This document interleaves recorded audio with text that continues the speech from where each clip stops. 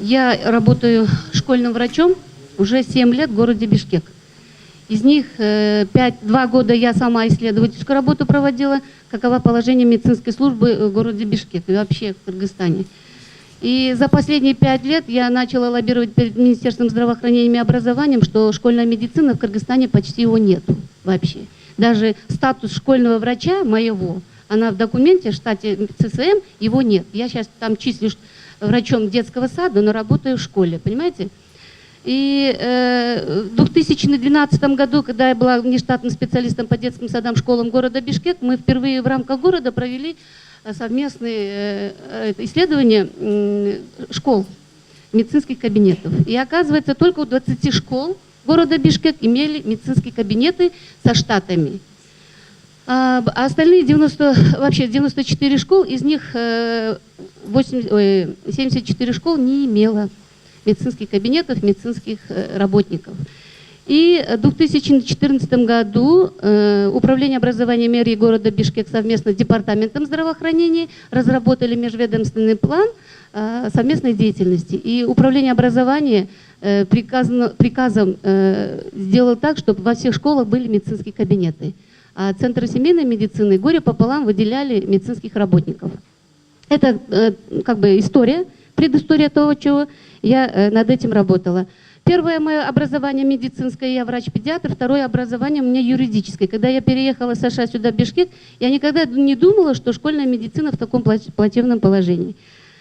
Все мы гордо бьемся, что дети — наше будущее, охрана здоровья наших детей — это приоритетная задача государства. Но, к большому сожалению, государство в этом плане просто забыл детей. Именно по охране здоровья. Все нормативные документы, которые разработаны у нас в стране, она осталась только на бумаге. Есть Конституция, то есть те документы нормативные, которые должны охранять здоровье детей и подростков у нас, это Конституция, это Кодекс о детях, это национальная программа ДНСОЛ, которую продлили до 2018 года.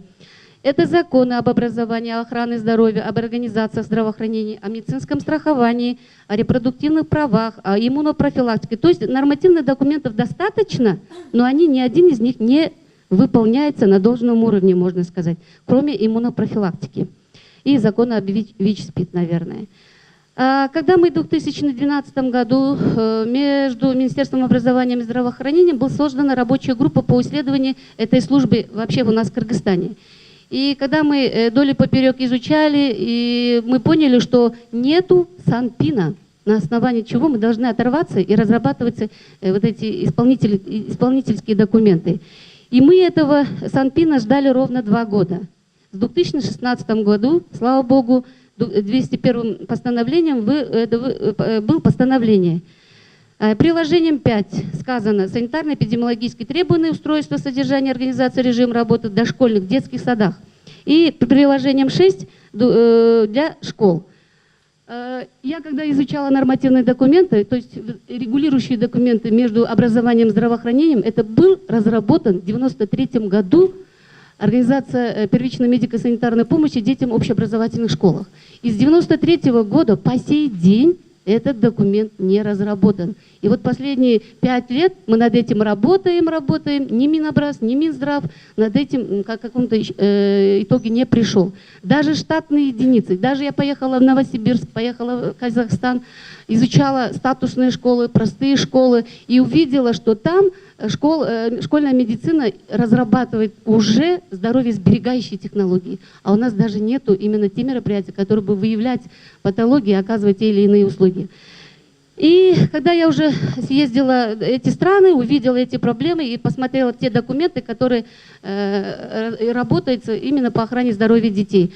В 2000 году Россия давно отошла от формы 2663, разработал новый документ «Медицинская карта ребенка», где ребенок посещает детский сад, продолжая его в школе, и оканчивая, все информация о здоровье описывается там.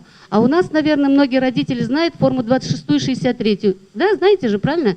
Когда вы отправляете детей в детский сад, 8-страничный форма 26, где имеет никакую информационную базу, и форма 63. Она имеет 6 видов Каждый год меняет как бы структуру, но ничего не меняется. Но проблема в школах, именно медицинских работников и учителей, заключается в том, что этот документ не информативный, и отслеживание состояния здоровья физически невозможно делать. И эти документы зачастую теряются. А этот документ, между прочим, 26-я форма ведется только в городе Ош и городе Бишкек, а в сельских местностях этих документов даже нету. Вот даже вот по теме мне сказана презентация именно о состояниях школ Чуйской и Сыкульской области, там нечего было, не было ни медицинских кабинетов, ни медработников. И слава богу, в результате этого постановления, мы это постановление получили, Санпин, но к этому ни один документ еще Минздрав не разработал. Но у них есть другие документы, которые должны были регулироваться. Это в целях улучшения медико-санитарной помощи детскому населению на уровне ЦСМ, Центров общей врачебной практики, ГСВ, ФАПов, приказом Министерства здравоохранения был приказ 589. Но там обслуживание детей имело только одну таблицу, то есть по обращаемости. И мы перед Минздравом этот приказ переделали, потребовали, чтобы она должна быть расширенной, и там защищались интересы детей. И согласно этого приказа, новый приказ 585 в 2015 году разработан о наблюдении здоровых детей на уровне первичного звена здравоохранения. Здесь детей классифицируют по определенным возрастам, и школьный возраст охватывает период младшего школьного возраста, это начальная школа от 7-10 лет, и старший от 10 до 18 лет. В рамках этого приказа что должны были делаться? Это горе пополам делается только в городе Бишкек. Я вам отвечаю, что в регионах его нет. Схема наблюдения за здоровыми детьми от 0 до 18 лет. Значит, учащиеся первого класса, они должны уже осмотренные, обследованные, должны идти в школу с формой 26 и 63. Учащихся вторых, третьих, четвертых классов школьный врач или педиатр ГСВ, ЦСМ, они должны осматривать совместно со стоматологом. К большому сожалению, в городе Бишкек имеется только 20 школах стационарные стоматологические кабинеты, а другие дети не охвачены, о регионах даже речи быть не может. Учащихся пятых классов осмотр проводит педиатр, стоматолог и да, эту задачу в рамках города Бишкек мы уже начали делать уже 2 года. Но определение сахара в крови она не делается.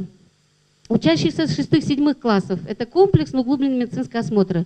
Опять-таки это со слов Центров семейной медицины, это очень емкое, мы остановились только на 3 обследования, 3 декоративных группы. Это 1 класс, это 5 класс и 15-летки, когда они переходят в подростковый кабинет.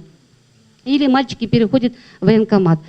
Значит, 8-9 классы это тем детям, которым исполняется 15 лет, мы их полностью обследуем. Лора, узкие специалисты, уролог мальчиков и гинеколог девочек, подростковые. Также здесь флюорография проводит, анализ мочи, кала, и оформляется Ю-25 для юношей в военкомат. И остальные документы передаются в подростковому кабинету. По данным Министерства здравоохранения, медицинские услуги детям, подросткам в Кыргызской республике предоставляется ЛПО. 65 центров семейной медицины, 27 центров общеврачебной практики, 690 ГСВ и 1007 ФАПов. Также 40 территориальных больниц, 7 областных больниц, 3 детских больниц, 11 национальных центров и 1 республиканская клиническая инфекционная больница. Здесь Министерство здравоохранения уверенно говорит, что есть медицинские кабинеты в 2204 школах. Я скажу, это в 94 школах города Бишкек, она есть. Вот последние 2 года мы обеспечили. А в сельских местных медицинских кабинетов нет. Голову на отсечение дам. Вы можете выехать, посмотреть. Сейчас очень много частных детских садов, школ. А в этих частных детских садов, школ нету медицинских кабинетов. В Бишкеке у 6 только частных школ есть, а остальных нету. Этот вопрос тоже открытым остается. Школ-интернатов 62, но это понятно, она обязательно должна быть, имеет место. Профтехлицея 131. В городе Бишкек у 7, по-моему, профтехлицеях есть, а других нету. И в вузах 52. Это по данным Министерства здравоохранения. За 2016 год, это данные Минздрава, в результате углубленных медицинских осмотров на 1000 детского населения, значит, Нарушением осанки выявлено 58,8% детей. То есть почти у 60% детей имеет нарушение осанки. Нарушение зрения 45,5%. Нарушение слуха 6,6%. Но этот процент мы, возможно, даже увеличим, потому что сейчас модно среди подростков пользоваться наушниками, и она со временем может привести нарушение слуха более глубже. Сколиоз, здесь опечаток, там 3%, сколиоз у нас до 13,5%. Это по данным города Бишкек, это регионы не охвачены. И отставание в физическом развитии 16,3%. По структуре заболеваемости первое место занимает органы дыхания, второе место инфекционно-паразитарные заболевания и третье место болезни крови. Инвалидность. Первое место было нервная система, и сейчас вот по последним данным, оказывается, на первое место выходят врожденные аномалии. Психические заболевания, травмы, насилие. Какие факторы риска и причины заболеваний среди детей и подростков? Первое, это, конечно, можно следующий слайд. Это питание. Неправильное, нерациональное питание, недоедание или переедание. И слава богу, эта проблема уже решается с введением горячего питания в рамках Всемирной продовольственной программы. Возможно, этот вопрос уже началось регулироваться. Употребление психоактивных веществ, алкоголь, табак, наркотики, инфекции, травмы, насилие. И сейчас современная жизнь имеет место проблемы интернет-зависимость у детей. Смертность у детей и подростков, часто первое место это ДТП, мальчиков больше, чем девочек. Суицид от 15-19 лет, мальчиков больше, чем девочек, а от насилия девочек больше, чем мальчиков. И убийства. Какие проблемы есть? Ну, как уже выше сказано, употребление психоактивных веществ. Сейчас недавно мы выявили, оказывается, есть новые формы турецкого выпуска на свае, в пакетиках. Они его сосут и выплевывают. Вот мы уже наркологов детским обнаружили, и вот не знаем, откуда они покупают его. Насилие над детьми и подростками, оно продолжается. Ранние браки имеют моду сейчас. А очень актуально стала подростковая беременность, аборт, родоматеринство. Конечно, суицид, интернет-зависимость. Сейчас, по последним данным СПИД-центра, ВИЧ-СПИД среди подростков уже стало больше 27. Да, среди подростков. Рост неинфекционных заболеваний. Буквально на днях совместно с Министерством образования мне посчастливилось поучаствовать, посмотреть, участвовать в пресс-туре и побывать в школах. Новопокровская школа номер 2, Ламединский район, детский сад Милянфан из Сахатинской, школа Орловки, школа номер 1 Чолпан-Ата и детский сад новостройки города Чолпан-Аты. Вот из всех этих школ нету медицинского кабинета. Медицинского кабинета вообще нет, медработников нет. Только в одном новом детском саду кабинет выделили, но оборудования, оснащенности вообще нет. В прошлом 2015 году, по-моему, на основе Европейской стратегии охраны здоровья детей и подростков была разработана национальная стратегия «Здоровье 2020». И отсюда, на основании его была разработана программа городская «Охрана здоровья детей и подростков» на 16-18 годы. То был проект, но утвержден он, не утвержден, я до сих пор не знаю. Потому что нету специалиста Министерства здравоохранения, который над этим должен работать. Значит, какие рекомендации? Конечно, то, что я вот 7 лет, из них 5 лет непосредственно занимаюсь над этой проблемой, спасибо Биому, который действительно поднял эту проблему на правительственном уровне. Что нам сейчас надо делать? Вот этот 93-го года приказ межведомственный срочно надо разработать.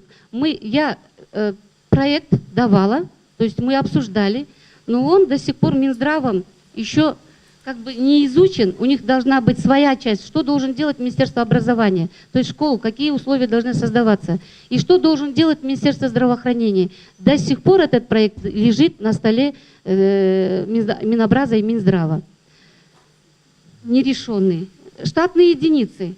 Сейчас они отфутболивают говорят, главный специалист Министерства здравоохранения говорит, медики должны наниматься Министерством образования. Но это с корня неправильно, потому что обучение, оценка деятельности медицинских работников образования никак не может. Поэтому она должна остаться в Министерстве здравоохранения. Этот вопрос тоже очень спорный, над этим надо работать и, как бы сказать, прийти к чему-то и разработать этот межведомственный приказ. Потому что реализация Санпина без этого приказа просто невозможна. Усилить межведомственное и межсекторальное взаимодействие, разработка программ, приказов, планов, подготовка. Самая глобальная проблема наша – это подготовка медицинских кадров в школе. Потому что работа в школах и детских садах медицинских работников имеет свою специфику. Она не как в поликлинике, она не как в больнице. Она имеет свою специфику, и поэтому подготовка должна быть в институте переподготовки или в вузах. Конечно, пропаганда здорового образа жизни, усилить работу по планированию семьи, улучшить условия и микроклимат семьи. Это, конечно, не под силу Минздраву, это комплексный должен быть работа. И раннее выявление инфекционных заболеваний. В 2012 году в Кыргызстане был реализован проект создания кабинетов дружественной молодежи, общественное объединение «Альянс по репродуктивному здоровью». И GIZ выделил больше 1 миллиона сомов для оборудования оснащенности кабинетов во всех областях Кыргызстана, кроме Ош и Нарына. Но, к большому сожалению, на сегодняшний день, кроме Бишкека ЦСМ номер 6, все эти клиники закрыты, нет работы.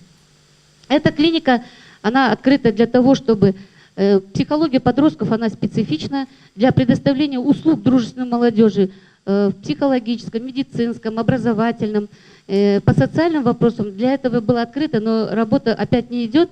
Что должны делаться в этих кабинетах дружественной молодежи? Это информирование, это образование, это консультирование, диагностика и лечение. В рамках школ могут только первые 3 компонента реализовать, а диагностика и лечение, она должна быть осуществляться в медицинских учреждениях.